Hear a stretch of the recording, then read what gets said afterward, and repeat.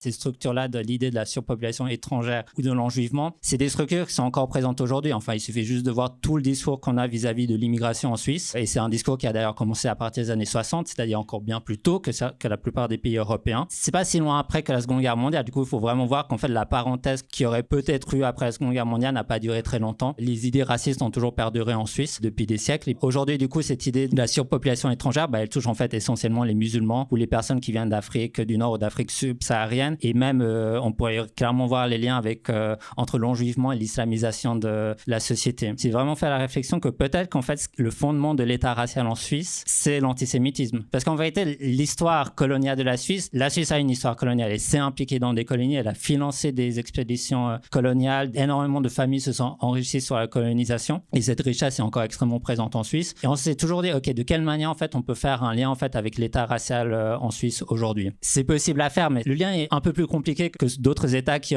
ont en fait une politique coloniale beaucoup plus directe, beaucoup plus, on va dire, d'impérialisme militaire. Et en fait, en étudiant du coup cette question de l'antisémitisme, on s'est fait la réflexion, mais peut-être qu'en fait, le fondement même de cette idée de la surpopulation étrangère, qui est toujours quelque chose d'extrêmement prégnant en fait en Suisse dans les discours politiques, c'est en fait l'antisémitisme. La base, elle est là. Et puis, on pourrait revenir après ensuite sur certains exemples que j'ai de quelle manière en fait cet antisémitisme aujourd'hui se manifeste à certains moments particuliers dans certains discours et de quelle manière il sort en fait derrière le philosémitisme assumé de l'État suisse et de l'immense majorité des partis politiques.